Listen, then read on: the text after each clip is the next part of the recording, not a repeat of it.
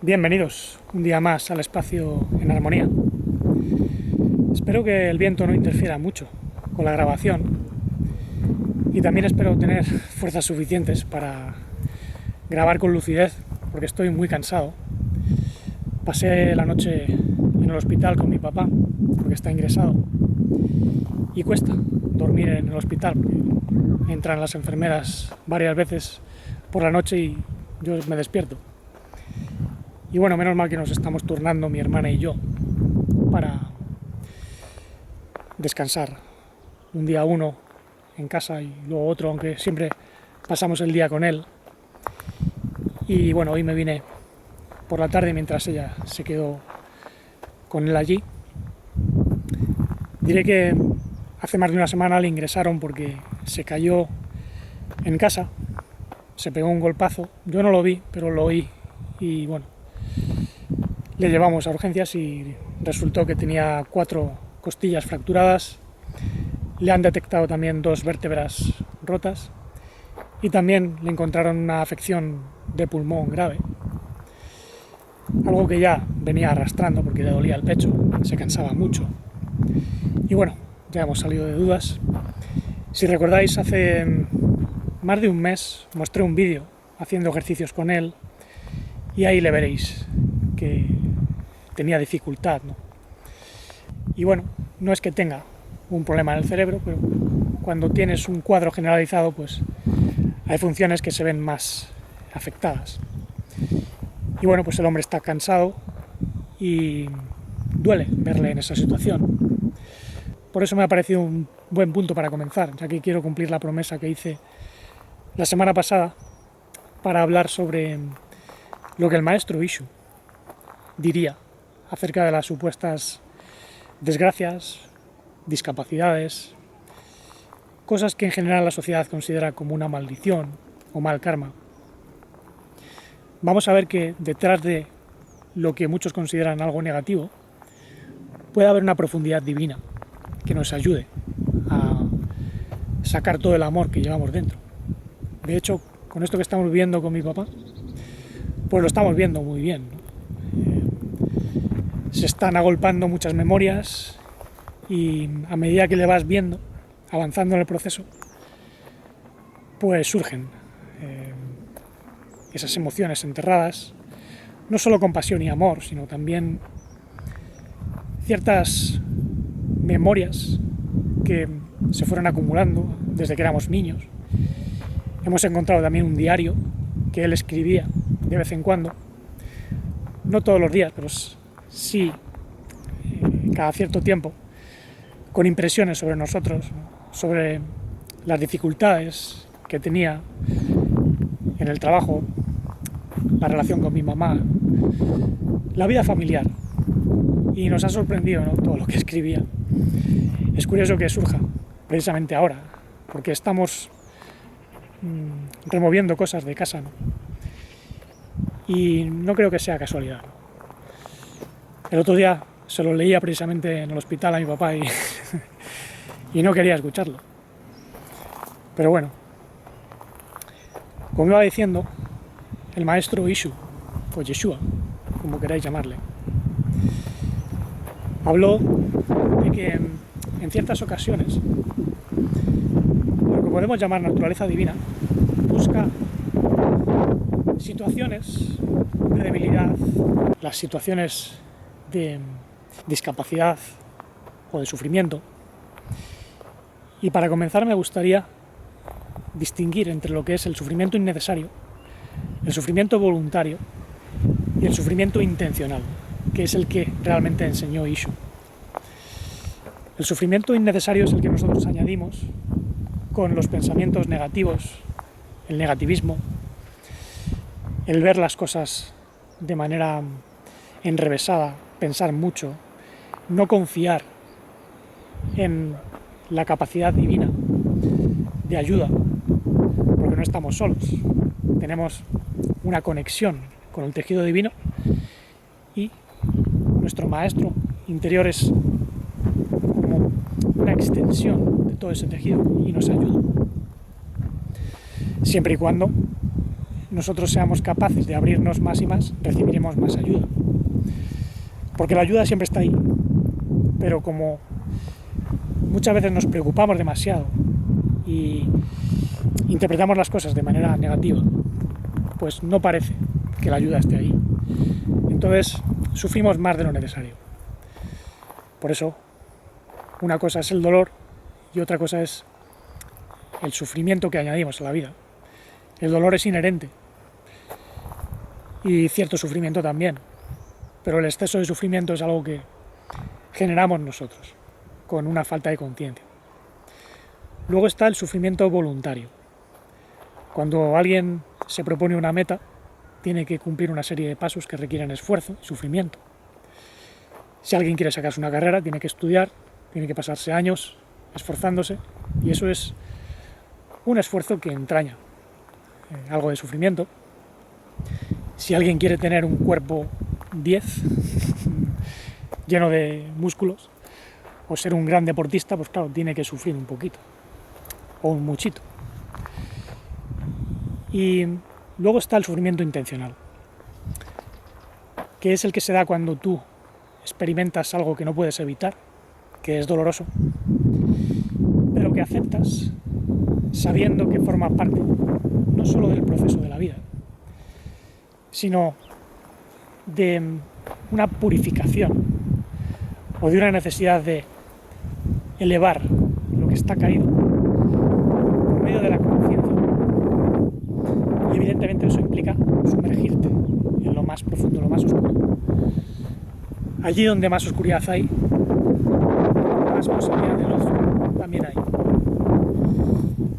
Y son precisamente esos momentos donde nos damos cuenta de que la conciencia divina no puede crecer con su amor y su compasión en circunstancias fáciles, en circunstancias que no entrañen un cierto contacto con el dolor crudo del mundo. Y ahora vamos a lo que es el tema de las supuestas discapacidades o condiciones con las que nace una persona, por ejemplo. Si os vais a Juan 9, los apóstoles le preguntan al maestro que si un hombre había nacido ciego porque pecó él o sus padres. Evidentemente ahí podemos presuponer que ellos tenían en mente que el alma de ese hombre pues había transgredido la ley de la naturaleza en otra existencia y que por eso nació en otro cuerpo con una ceguera. Es decir, ellos de algún modo tenían en mente lo que llaman el Gilgul, el retorno. Hoy hablarían muchos de reencarnación, aunque la reencarnación es entendida de manera distinta, porque no es la persona lo que reencarna, sino cierto aspecto del alma. Y bueno, los apóstoles le preguntaron eso y el maestro dijo que no, que ni él había pecado, ni sus padres habían pecado, que él había nacido ciego para que se cumpliesen las obras del bendito, las obras divinas. Y claro, esto te hace reflexionar, porque ¿qué significa?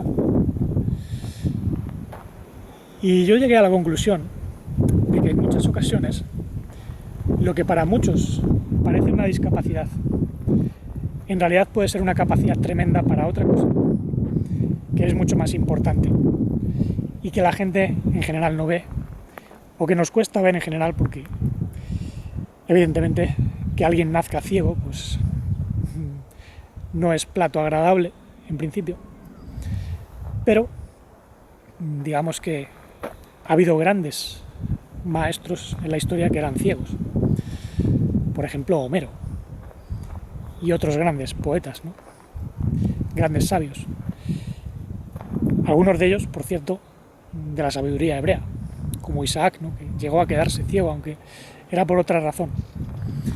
En su caso era porque representaba el lado izquierdo, Geburá, y porque decían que estudiaba mucho en la oscuridad. Pero claro, para poder sacar la verdad tienes que sumergirte en la oscuridad. Y en el caso del hombre ciego, por el cual preguntaban los apóstoles, puede ser un hombre, por ejemplo, que despierte cierta compasión y amor en otros. En ese sentido, estaría ya ejerciendo su labor divina. Puede que de ese modo también esté corrigiendo ciertos aspectos del alma con los que nació, porque no ve, o sea, no tiene acceso a las impresiones sensoriales y eso, digamos que facilita su evolución. Nunca se sabe cómo la evolución de la conciencia puede proceder. La evolución de la conciencia procede de maneras inverosímiles a veces. Y evidentemente esto lo podemos extrapolar a cualquier otro tipo de condición. Por ejemplo, yo nací con la rótula alta en las rodillas. No me encaja bien la rótula y tengo propensión a sufrir lesiones de rodilla cuando hago esfuerzos. Por eso yo nunca pude ser jugador de baloncesto profesional. Yo me esforcé, jugué en equipos de baloncesto, pero me lesioné la rodilla y el médico me dijo: se acabó el baloncesto, te tengo que operar si quieres seguir jugando, pero no te va a durar mucho. Y bueno, decidí no operarme y dejar el baloncesto. ¿Qué es lo que sucede? Que la naturaleza te pone un límite. No es algo malo, yo no lo veo como una maldición, sino como un tope. Es como cuando tú tienes un coche que te impide pasar de cierta velocidad, por ejemplo, o un coche que tenga un mecanismo que te impida realizar ciertas cosas para que no tengas un accidente. Digamos que la naturaleza tiene sus mañas y la naturaleza forma parte de lo que podemos llamar la estrategia del ser universal para expresarse. La naturaleza puede ser muy cruel, pero tiene su lógica.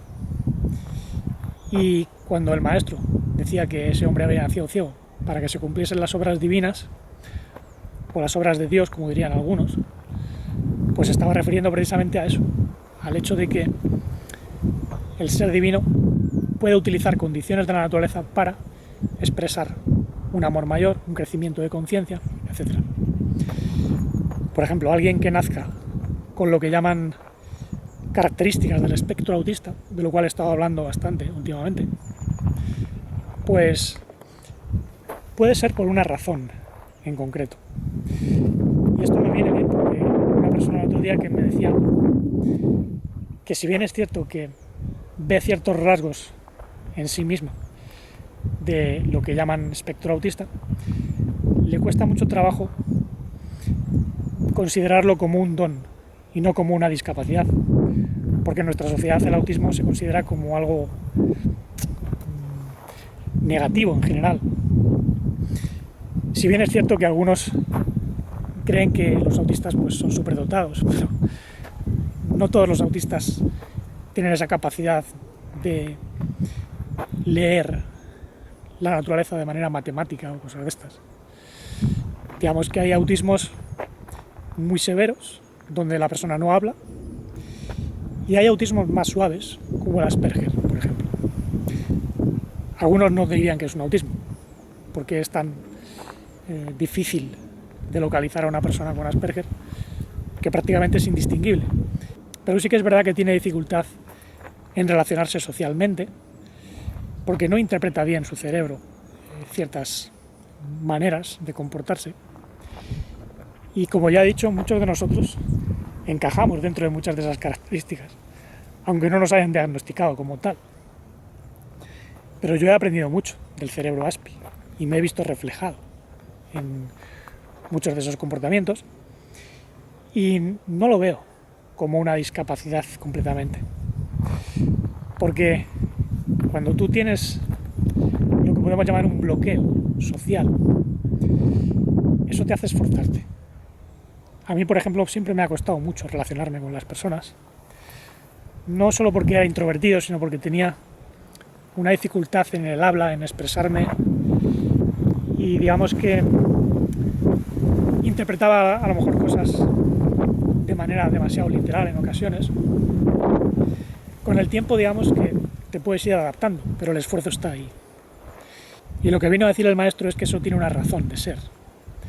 Es decir, nosotros nacemos con ciertas condiciones para desarrollar nuestro propósito divino. Y da igual que algunos lo consideren como una discapacidad. Eso ya es su problema, ellos se lo pierden, ¿no?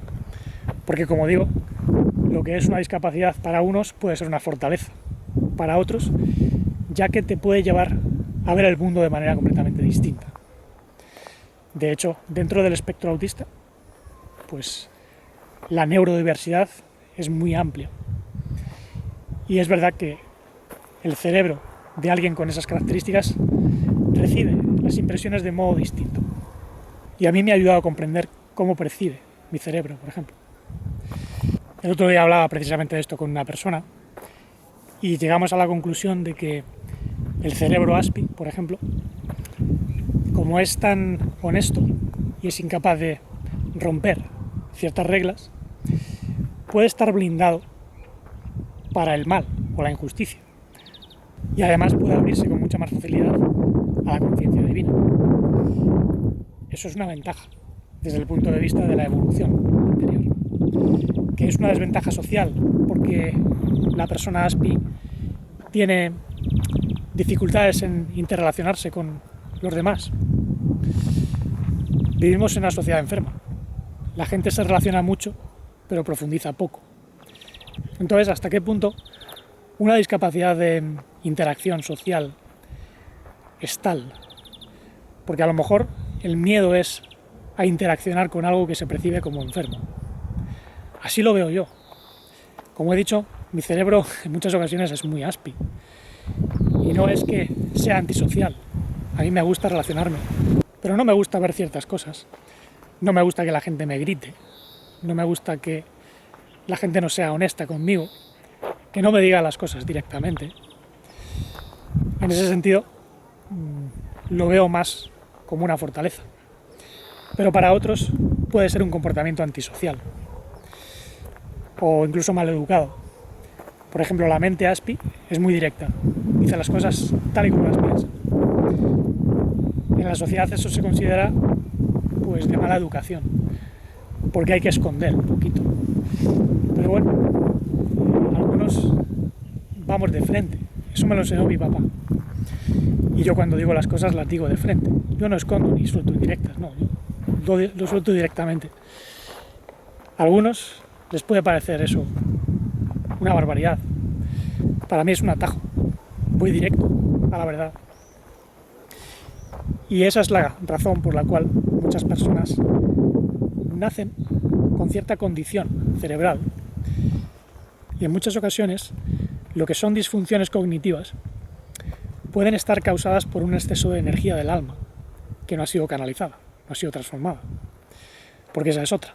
El hecho de que tú tengas una condición, discapacidad, no quiere decir que tú no tengas un propósito de evolución. Lo tienes. Si bien es cierto que las personas con las llamadas discapacidades o dificultades están exentas de cierto trabajo interior. Esto está en la Torá. La Torá dice que aquellos que nacen con mancha no están obligados a servir en el templo. Y se refería precisamente a gente autista o gente con ciertas capacidades diferentes. De hecho, en el mundo de la Cábala, de la sabiduría hebrea en general, se considera que los que nacen con la condición de autista en realidad encierran almas elevadas que vienen a inspirar un amor, una compasión, incluso mensajes elevados. Es el caso de Anaël, del cual ya hablé, ¿no?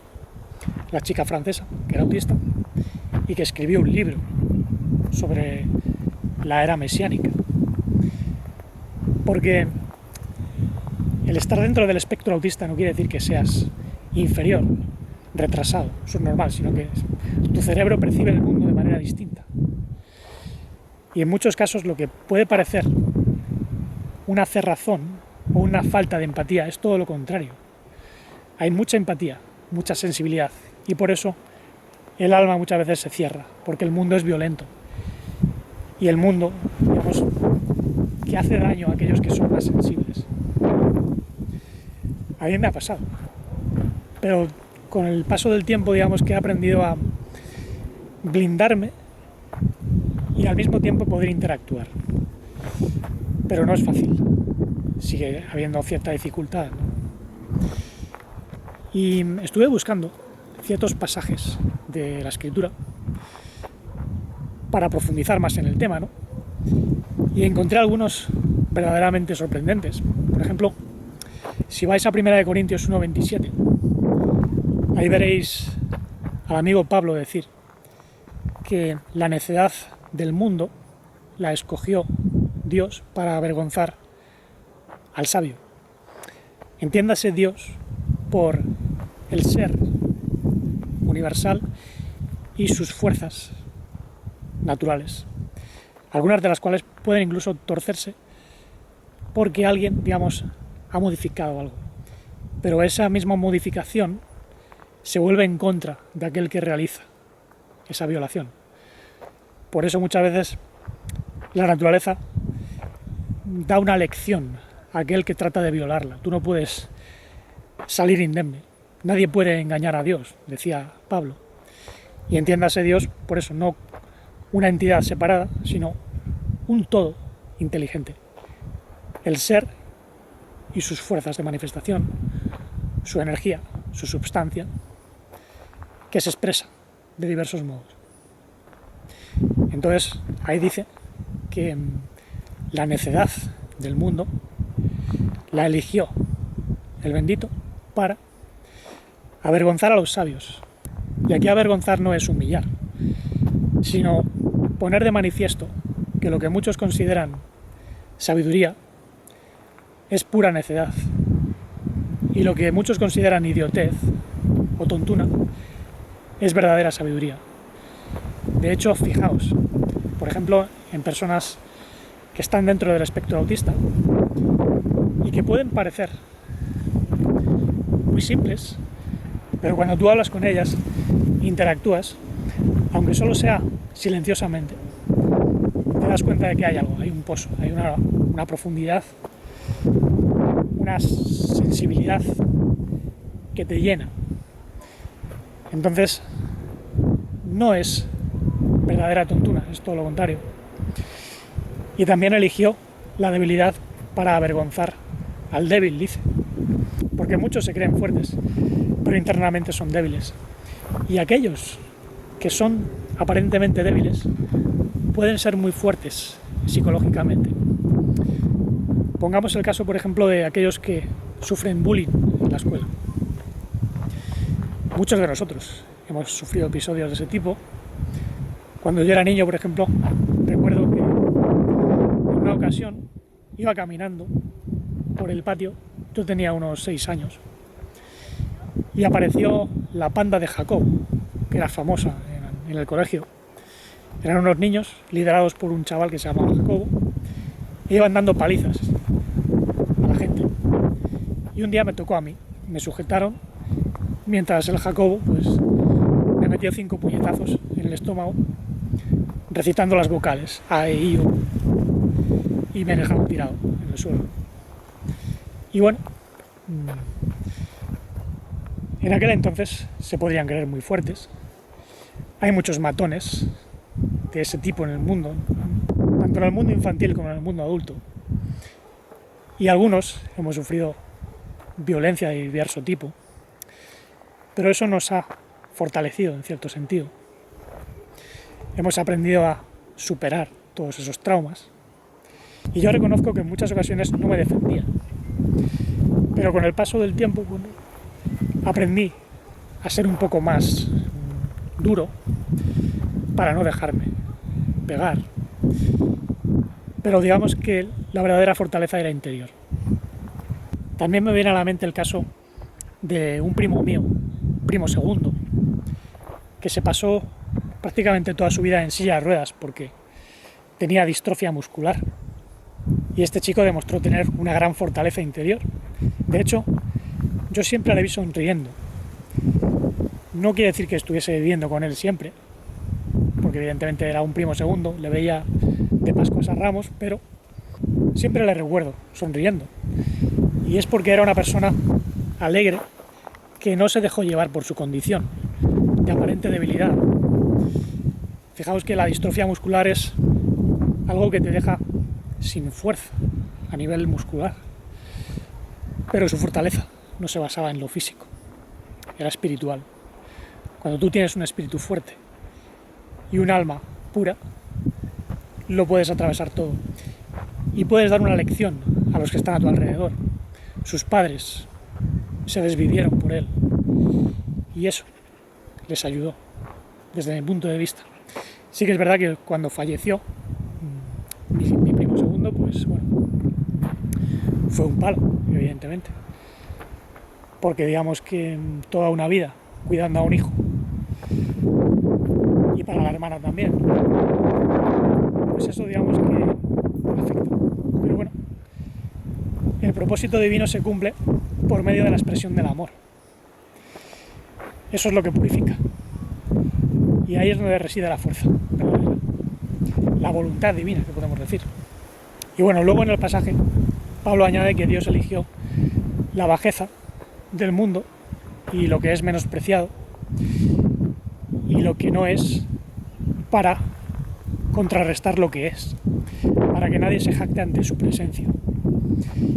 Y esto es muy interesante porque en muchas ocasiones se considera que lo más bajo no tiene valor, pero cuando eres consciente de quién eres y de que estás lleno de amor y de vida, puedes elevar lo que está en el punto más bajo.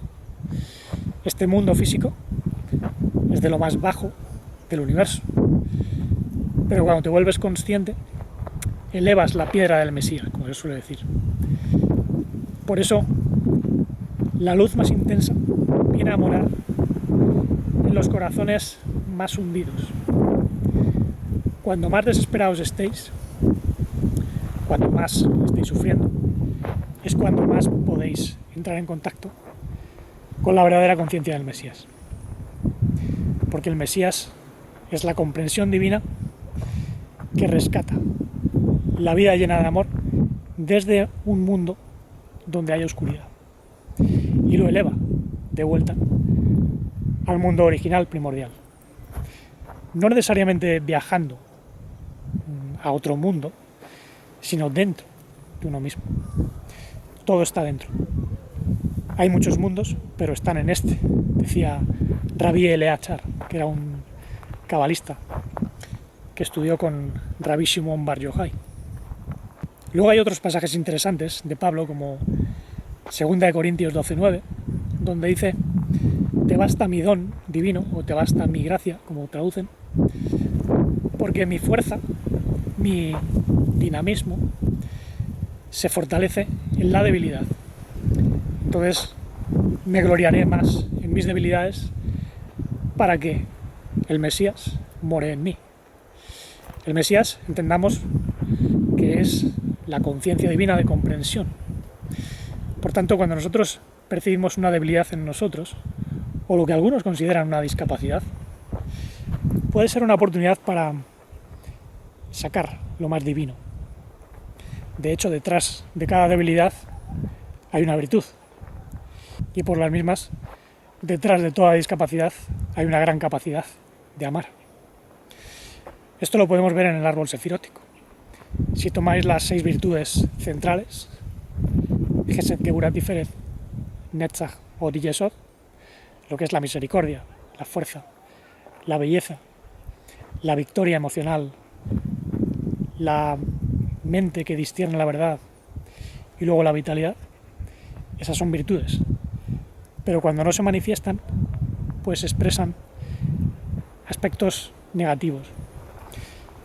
La misericordia hacia uno mismo puede ser a veces autocompasión. La fuerza se puede convertir en deseo de controlar, fuerza descontrolada, una restricción excesiva. La belleza puede engañarte también. Cuando te enamoras de ti mismo, puede ser en un sentido negativo. Te vuelves narcisista, como se suele decir. Hay personas que caen mucho también en lo que es el pesimismo, el victimismo, la autocompasión insana. Y eso, digamos, que es romper la verdadera belleza divina, que se basa en la proporción. Luego, la esfera de Netzach, digamos que es una armonía emocional que te lleva a vencer las pasiones.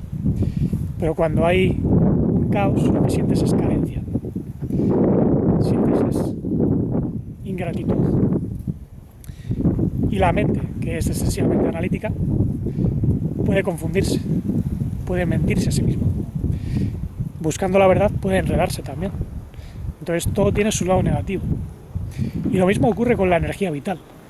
La energía vital no es mala en sí misma. Reproduce lo que es la vida, pero cuando no hay un amor que la transforme, es la piedra en bruto, la piedra de Pedro. Sobre esta piedra edificaré mi congregación de los llamados de conciencia, porque lo que se necesita es conciencia para poder elevar esa piedra, como decía antes.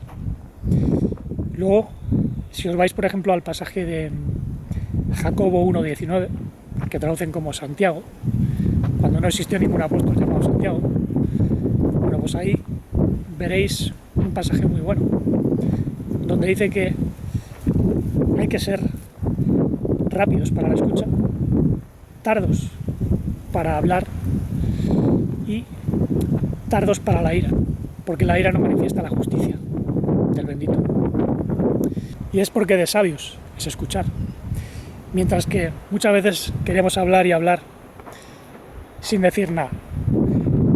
Y esto pues es un problema, porque la palabra tiene que ser divina, el logos tiene que expresar el alma.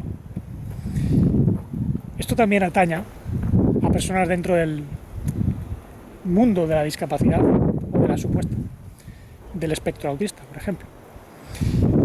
Hay algunas que están también destinadas a aprender algo. Por ejemplo, dentro del mundo de los Asperger, que es lo que llaman un autismo muy leve, pues hay una tendencia a hablar a destiempo, a decir cosas que pueden ofender a otros, porque digamos que son demasiado honestas, y tiene que haber una suavidad en esto, un aprendizaje. El que tiene la condición ASPI puede aprender mucho de las enseñanzas del maestro. No por ser ASPI está justificado a decir lo que sea, o no por tener un síndrome en concreto alguien está plenamente justificado para cometer una barbaridad, ¿no? Pienso que dentro del mundo de la discapacidad tiene que haber una armonización, un trabajo del alma. Cuando el alma no se trabaja, la llamada discapacidad se puede manifestar de un modo negativo. Y por eso pienso que el maestro también dijo lo de que alguien nace con cierta condición, ceguera o lo que sea, para que se cumplan las obras de la naturaleza divina, del bendito, como queramos llamarlo. Digamos que el trabajo es a varios niveles. Alguien puede nacer con cierta discapacidad para limpiar un aspecto del alma y para expresar el amor divino. Es una doble vertiente, ¿no? Digamos que no hemos venido a este mundo para hacer nada. En este mundo hay mucho trabajo. Abundante es la cosecha, pero pocos son los cosechadores, se dijo, ¿no? Y es por eso, porque hay mucho que hacer, pero rara vez se ve dónde está lo importante. En la sabiduría hebrea incluso hablarían de rectificar, de realizar un tikkun, una corrección. Y bueno, puede haber almas que intencionalmente se encarnen en un cuerpo con una discapacidad para corregir cierta disfunción de otra existencia, o para dar una lección. Para mí es evidente, pero no todos los casos son iguales. Y bueno, hace mucho viento y además me cuesta seguir grabando hoy, estoy muy cansado. Así que nada, muchas gracias por escuchar. Dejadme todos los comentarios que queráis, seguid apoyando el canal. Recordad que tengo otro llamado Vital en la Armonía. Y por mi parte, pues seguiré con mi labor como pueda, no solo difundiendo vídeos o asesorando, sino bueno, también acompañando a mi papá ahora que lo necesito. Y para mí esto es una etapa muy importante, porque no solo es vivir conscientemente y absorber las impresiones de la vida, sino ayudar a otros a transicionar a un nivel de ser y existencia más elevados. Así que sigamos armonizando mente, corazón y cuerpo para expresar el amor sin límites, la conciencia integral, la vida no fragmentada y la serenidad dichosa e infinita.